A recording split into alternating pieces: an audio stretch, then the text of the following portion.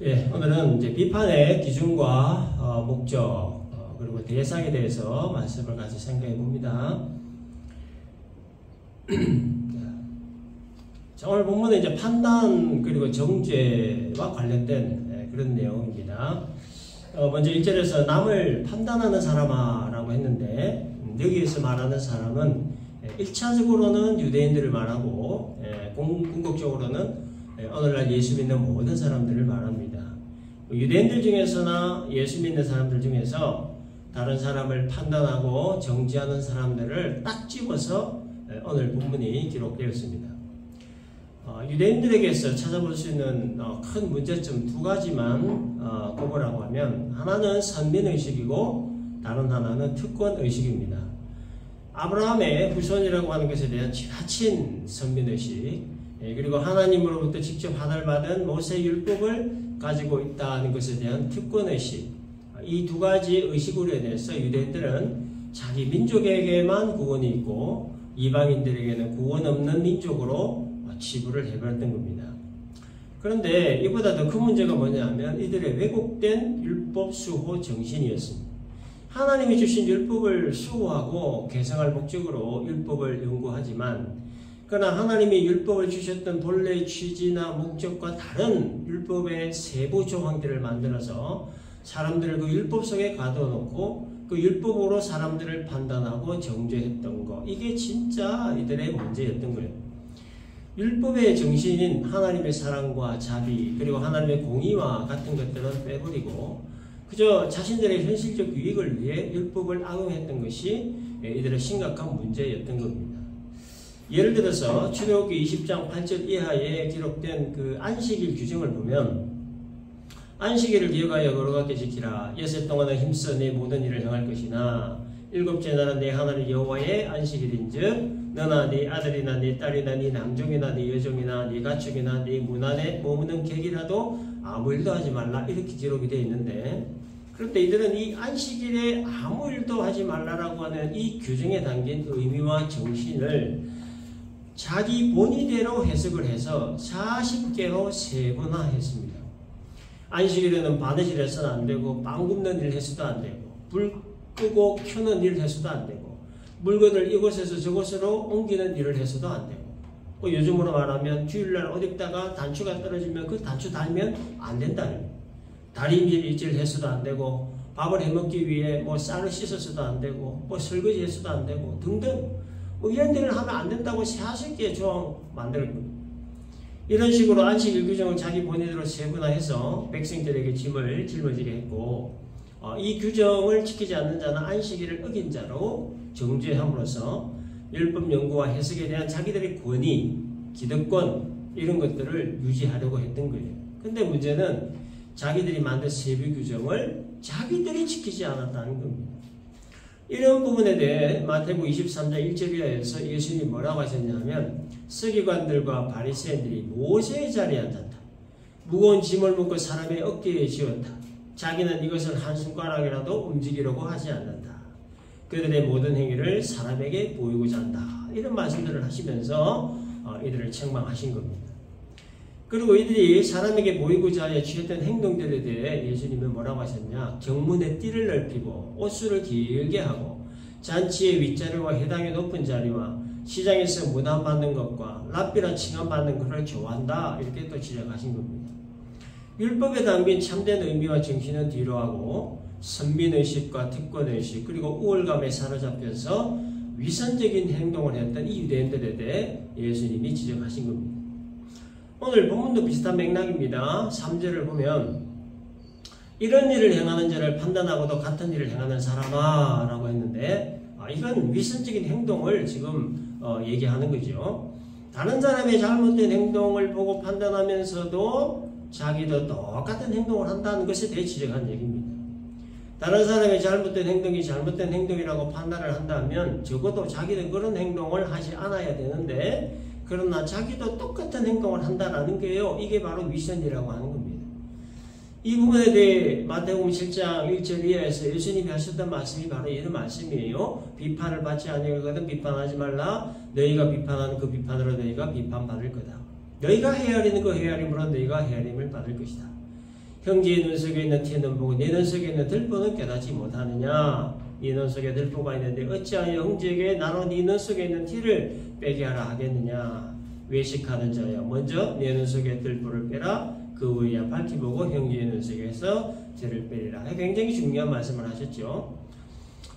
비판이라고 하는 것은 누군가의 잘못된 점을 지적해서 부정적으로 말하는 거고, 판단이라고 하는 것은 이런 사람이다 저런 사람이다 라고 단정 짓는 것을 말하는 거예요.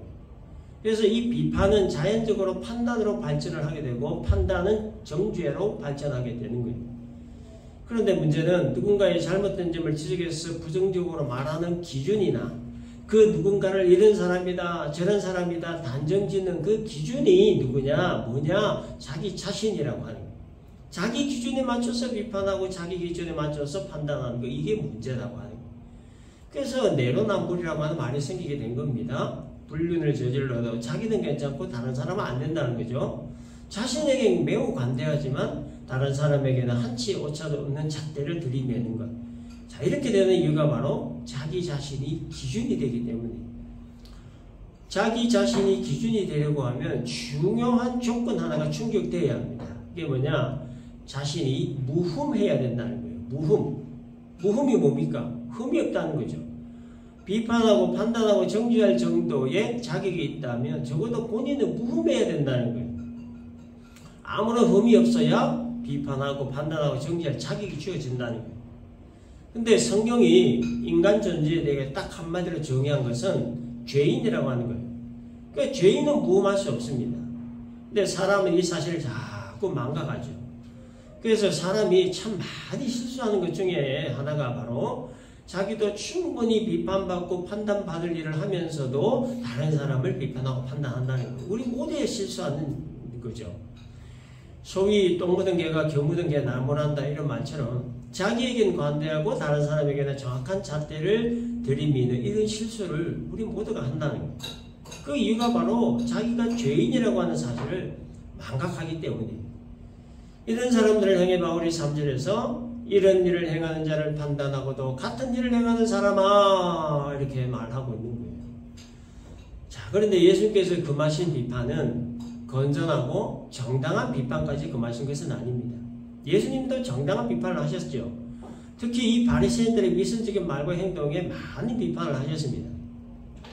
따라서 비판은 그 자체가 나쁜 것이 아니라 비판을 하는 그 기준과 목적이 나쁘기 때문에 나쁜 거예요. 기준과 목적이 분명한 비판은 오히려 개인이나 단체나 사회나 국가의 이 발전을 가져오기 때문에 따라서 이 비판의 기준과 목적이 분명해야 된다는 거죠. 비판 그 자체가 목적이 되는 비판은 갈등과 다툼과 불화를 일으키지만 발전을 목적으로 하는 건전한 비판은 화합과 평화를 가져온다는 거죠. 그렇기 때문에 누가 봐도 정당하고 누가 봐도 정의로운 기준이 제시되어야 되고 비판의 목적도 분명해야 되고 비판의 대상도 분명히 해야 된다는 겁니다. 그리스도인의 비판의 기준이 뭐겠습니까? 성경이죠. 목적은 뭐겠습니까? 회개입니다. 대상은 누구예요? 자기 자신이에요. 하나님의 말씀은 어느 시대, 어느 국가, 어느 사람에게도 동일하게 적용되는 가장 명확한 기준이기 때문에 그래서 비판은 항상 말씀을 기준으로 해야 된다는 거고 그리고 말씀으로 비판해야 할 궁극적 대상은 자기 자신이라는 거예요. 그리고 비판의 목적은 자신을 돌아봄으로 자기 역시 비판의 대상이라는 사실을 깨닫고 회개하는 것. 이게 바로 비판의 궁극적 목적이라는 거예요.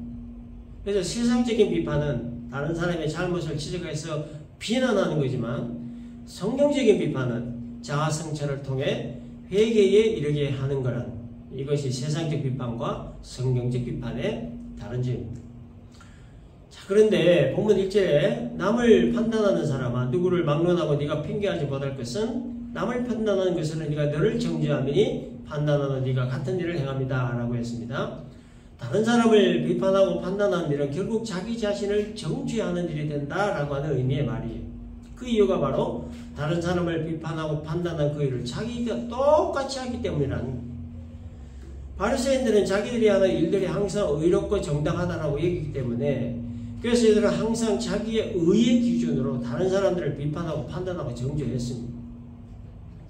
누가복음 18장에 보면 바리새인과 세리의 기도하는 내용 우리 잘 알지요. 바리새인 기도할 때 뭐라고 했습니까? 하나님이여, 나는 다른 사람들 곧 토색, 불의, 간음을 하는 자들과 같지 아니하고 이 세리와도 같지 아니함을 감사합니다. 이렇게 기도했습니다. 자기와 세리를 이렇게 의와 불의로 딱 구별지어서 자기는 의로운 사람, 세리는 불의한 사람, 이렇게 구분짓고 자신의 의로움을 드러냈다는 거예요. 세리는 토색하는 자, 불의한 자, 간음하는 자 이렇게 판단하고 그냥 정죄를 해버렸습니다. 저 토색하는 세리, 저 불의한 세리, 저 간음하는 세리 이렇게 판단하며 정죄했던 거예요. 근데 자기 자신을 위한 기도는 자신의 의로움을 드러내고 자랑하는 내용이었어요. 나는 일회에 2번씩 금식하고 또 소득의 11조를 드리나이다. 자기 자신에 대한 의로움을 드러내고 세리에 대해서는 불의를 드러낸 거예요. 세리는 뭐라고 기도했습니까? 하나님이여 불쌍히 여기소서 나는 죄인으로서이다. 세리는 자신의 죄인됨을 깨닫고 하나님의 자비와 긍휼을 간구하는 기도를 했습니다. 바리새인과 세리의 기도에 대한 주님의 평가가 뭐였습니까? 세리는 의롭다. 바리새인은 의롭지 못하다. 이게 주님 결론이었죠. 바리새인의 잘못된 점이 뭡니까? 비판을 하는 기준과 목적과 대상이 잘못됐다는 거예요. 비판의 기준을 자신의 의로움에 맞췄고 비판의 목적을 세리의 불의를 덜추어내 정죄하는 것에 맞췄고 비판의 대상을 자기 자신이 아닌 세리에게 두었다라고 하는 것. 이게 바리새인의 큰 실수였고 잘못이었다는 거예요. 그러나 세리는 반대로 비판의 기준을 하나님께 맞추었고 목적은 회개였고 대상을 자기 자신에게 맞추었습니다. 이에 대한 주님의 결론적인 평가는 세리가 진짜 의롭다는 거예요. 세리가 자신의 죄인됨을 알았기 때문이고 하나님의 자비와 긍휼에 호소했기 때문이었습니다. 그렇기 때문에 여러분 사람의 이 본질을 안다는 것은 굉장히 중요합니다. 사람의 본질을 안다라고 하는 것은 하나님 앞에 사람이 어떤 존재인가를 아는 것을 말하는 거죠. 사람이라고 하는 존재를 생각할 때 여러분 가장 먼저 생각해야 될 것이 뭡니까? 사람의 죄인됨입니다. 타락됨이라는. 그래서 로마서 3장 23절에서 사람을 뭐라고 규정합니까? 모든 사람이 죄를 범하였음에 하나님의 영광에 이르지 못한다. 한 사람도 예외 없이 모든 사람 다 죄인이라고 하는 거예요. 이게 바로 사람의 본질이라고 성경은 정의하는 겁니다. 따라서 죄인이라고 하는 사람의 이 본질을 모르면 결국 이 바리새인들과 같이 자기의 의로움에 빠지게 되고 그 의로움으로 다른 사람을 비판하고 판단하고 정죄하는 일을 하게 된다는 거예요. 다른 사람을 비판하고 판단하고 정죄하는 자들에게 예수님이 지적하신 것이 뭡니까? 어찌하여 형제의 눈 속에 있는 티는 보고 네 눈 속에 있는 들보는 깨닫지 못하느냐 라는 말씀이죠. 다른 사람을 판단하는 자기 자신에게 더 큰 판단거리가 있다는 걸 알아야 된다라고 하는 말이에요. 그러므로 다른 사람의 행동이 어떠한가 하는 걸 볼 것이 아니라 자신의 행동을 돌아봐야 된다라고 하는 것이 주님의 핵심적인 말씀이에요. 간음하다가 현장에서 붙잡힌 여자에 대한 얘기 우리 잘 알죠? 여자를 잡아다 중간에 세워놓고 군중들이 돌을 들고 서 있습니다.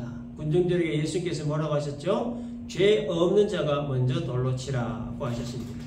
그때 모든 사람들이 돌을 내려놓고 다 돌아갔습니다. 이게 뭘 얘기하는 상황이죠? 이 여자나 돌 들고 서 있는 사람들이나 다 똑같다는 것을 말하는 거예요. 이 여자처럼 발각만 되지 않았을 뿐이지 사람은 누구나 다 똑같다는 것을 말씀하신 거예요. 세상에 죄 없는 사람 없다는 말이고 허물 없는 사람, 티 없는 사람 없다 그런 얘기예요. 그렇기 때문에 다른 사람을 비판하고 판단하고 정죄하는 일을 금해야 된다라고 하는 거죠.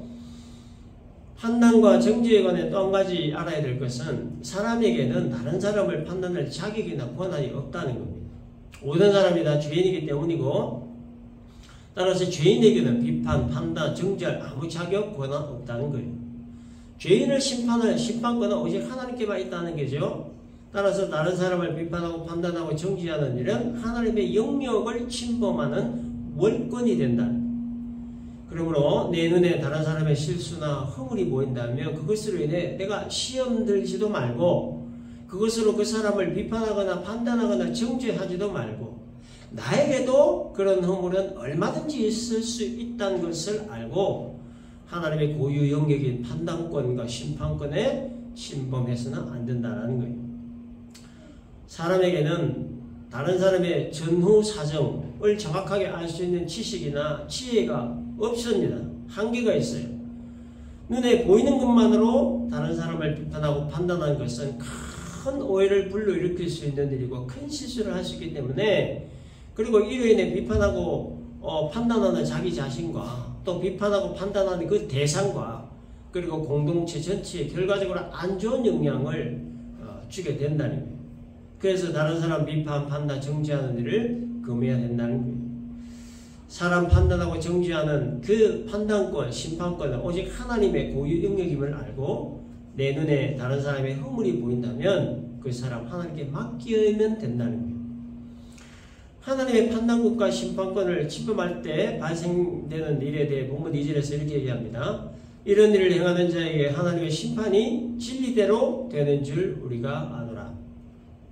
이런 일을 행하는 자는 누구죠? 다른 사람 비판하고 판단하고 정죄하는 사람 말합니다. 이런 사람들에게 하나님의 심판이 임한다라고 하는 건데, 근데 그 하나님의 심판이 어떤 형태로 임하냐면 진리대로 임한다라고 하는, 진리대로라고 하는 것은 말씀대로라고 하는 말인데, 어떤 말씀대로 심판이 임하느냐 하면 예수께서 말씀하신 대로 심판이 임한다라는 거예요. 어떤 심판이죠? 너희가 비판하는 그 비판으로 너희가 비판받을 것이다. 너희가 헤아리는 그 헤아림으로 너희가 헤아림 받을 것이다. 이런 심판이 임한다는 거예요. 비판하는 자는 비판받고 헤아리는 자는 헤아림 받는 것, 이게 바로 하나님의 판단권과 심판권을 침범한 자에게 임하는 하나님의 심판의 일종이다라는 거예요. 3절 말씀도 같은 맥락의 말씀입니다. 이런 일을 행하는 자를 판단하고도 같은 일을 행하는 사람아, 네가 하나님의 심판을 피할 줄로 생각하느냐.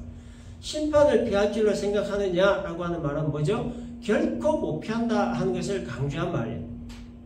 결론적으로 비판이나 판단이나 정죄에 대한 하나님의 판단권과 심판권을 침범하면 내가 비판받고 내가 판단받고 내가 정죄받는 이런 심판받게 된다, 그런 얘기예요. 다른 사람 비판, 판단, 정죄했던 그 일을 자신도 똑같이 하는 그 모습이 하나님 보시기에 가증스럽고 위선적인 행동이고 또 하나님의 판단권과 심판권을 침범한 행동이기 때문에, 그래서 비판하면 비판받고 판단하면 판단받고 정죄하면 정죄받는 심판받게 된다라고 하는 것이 오늘 본문의 내용입니다. 그러므로 자신의 의의 기준으로 다른 사람을 판단하고 정죄하는 일을 금해야 된다는 거죠. 누군가의 내 눈에 다른 사람의 허물이 보인다면 그것은 그 사람하고 하나님하고 둘 사이에 해결할 문제지 내가 끼어들 일이 아니라는 겁니다. 그래서 자기 자신을 위해서라도 그런 일을 하면 안 된다라는 거예요. 이 판단과 정죄에 관해 또 한 가지 알아야 될 것은 다른 사람 비판, 판단, 정죄하는 일이 하나님을 멸시하는 일이다라고 합니다. 4절에 혹 네가 하나님의 인자하심이 너를 인도하여 회개하게 하심을 알지 못하여 그의 인자하심과 용납하심과 길이 참으심이 풍성함을 멸시하느냐, 이렇게 얘기했습니다. 하나님이 범죄하는 사람을 보셨음에도 불구하고 그 사람을 직결 심판하지 않으시고 회개할 때까지 참으시고 기다리시는 이유는 하나님의 인자하심과 용납하심의 성품 때문이라는 거죠. 범죄한 사람이 자신의 잘못을 뉘우치고 회개할 때까지 오래 참으시고 기다리시는 것, 이것이 바로 하나님의 인자하심과 용납하심의 성품으로 인함이라는 거예요. 인자라고 하는 단어의 어원은 그 여자의 그 자궁에서 유래된 단어라고 합니다. 자궁에 그 태아가 생기면 그 자궁은 태아를 최대한 보호를 합니다. 그 태아가 뭐 정상아이든지 뭐 전응이든지 기형이든 관계없이 자궁은 그 태아를 최적의 조건으로 보호합니다. 하나님은 이와 같은 인자하심으로 우리를 지키시고 보호하신다는 거예요. 용납이라고 하는 것은 너그러이 받아들이는 것을 말합니다. 죄를 너그러이 받아들이는 것이 아니라 죄를 지을 수밖에 없었던 그 형편과 처지를 너그럽게 이해하시고 받아들이신다, 그런 말이에요. 길이 참으신다는 것은 우리의 죄와 허물에 대해 오래 참으신다, 그런 얘기죠. 죄와 허물을 깨닫고 뉘우쳐서 회개할 때까지 참고 또 참고 참으신다는 말이에요. 하나님은 인자하신 분이고 긍휼에 풍성하신 분이기 때문에, 그래서 범죄한 사람에게 인자를 베푸시고 용납하시고 오래 참으신다는 거예요. 우리가 생각이나 말로 다른 사람 비판하고 판단하고 정죄하는 이런 죄를 범해도 하나님이 직결 심판받지 않고 이렇게 멀쩡히 살아있는 이유가 바로 하나님이 우리에게 인자를 베푸시고 긍휼을 베푸시고 용납하시고 용서하시고 오래 참으시기 때문입니다.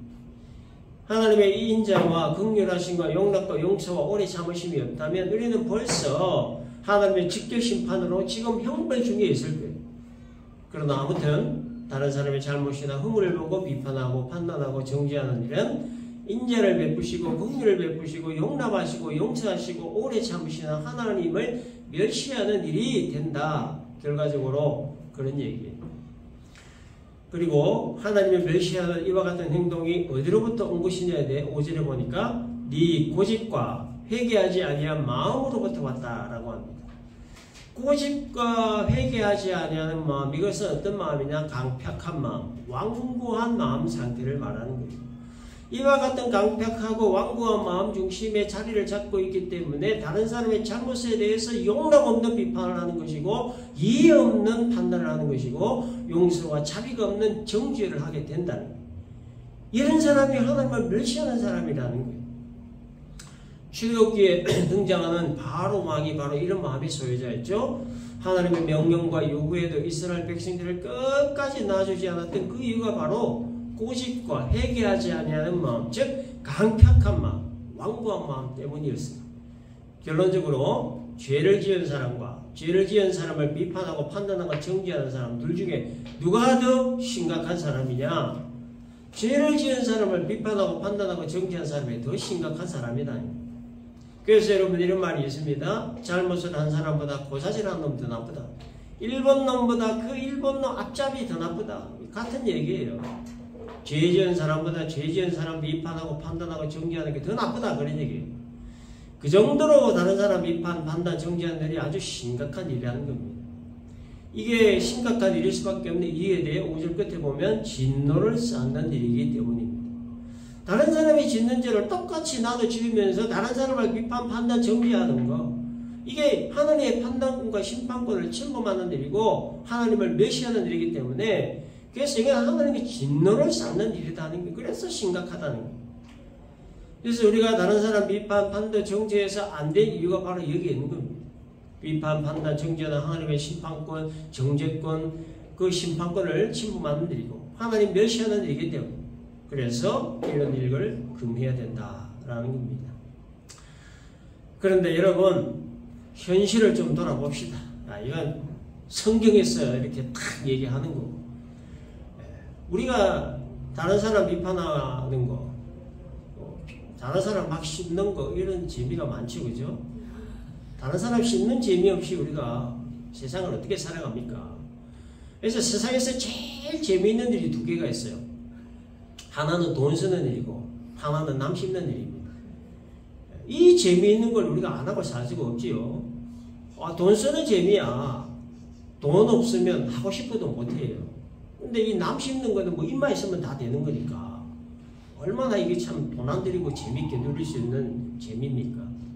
근데 성경에서는 아무튼 그게 죄니까 하지 말라 그러죠. 우리가 어떻게 해야 되냐? 뭐 달리 방법이 없어요. 표정은 방법이 없습니다. 가급적 안 하도록 노력하자는 거죠. 조금씩 줄여가자라고 하는 거예요. 별다른 방법이 없어요.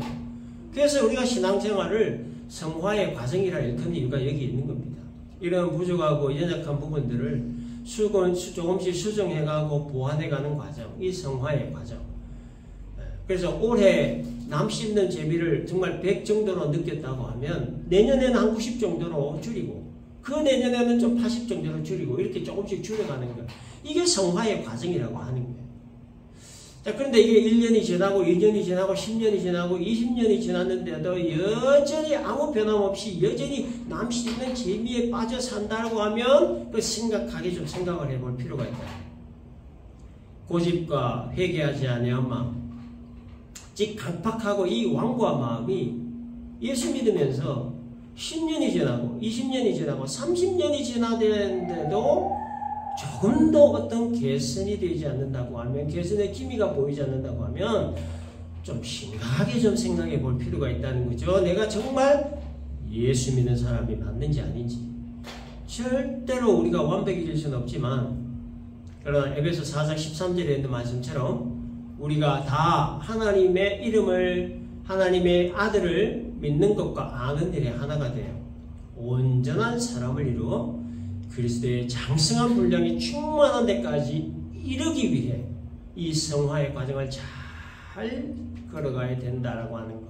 이게 우리의 신앙의 목표고 오늘 말씀의 결론입니다. 정리합니다. 여러분, 그리스도인의 비판의 기준은 성경이에요. 내 기준이 아니고 성경이고, 목적은 다른 사람 회개 아니고 내 회개입니다. 대상은 다른 사람 아니고 나 자신입니다.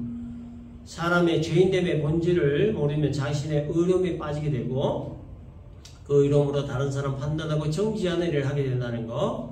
그래서 이 사람의 이 죄인됨의 본질을 우리가 항상 의식하고 살아야 된다는 것. 사람의 본질은 죄인이기 때문에 사람에게는 다른 사람을 비판하거나 판단하거나 정지할 수 있는 아무 자격이나 권한이 없다는 것. 죄인 판단하고 정지하는 그 권은 오직 하나님께만 있다는 것. 그러므로 내 눈에 다른 사람의 실수나 허물이 보인다면 그것으로 인해 시험 들지도 말고 그것으로 판단하거나 정지하지도 말고 나에게도 그런 허물이 있을 수 있음을 알고 하나님께 판단권과 심판권 맡게 되어야 된다는 이 오늘의 말씀 우리가 잘 기억을 하고 우리 서로가 칭찬하고 세워주는 말, 인정하고 위로해주는 말, 격려하고 용기를 북돋아주는 말, 그리고 믿음의 말과 감사의 말을 우리 모두가 서로서로 이렇게 할 수 있는 성숙한 하나님의 사람들 우리 모두가 될 수 있기를 주님의 이름으로 축원합니다.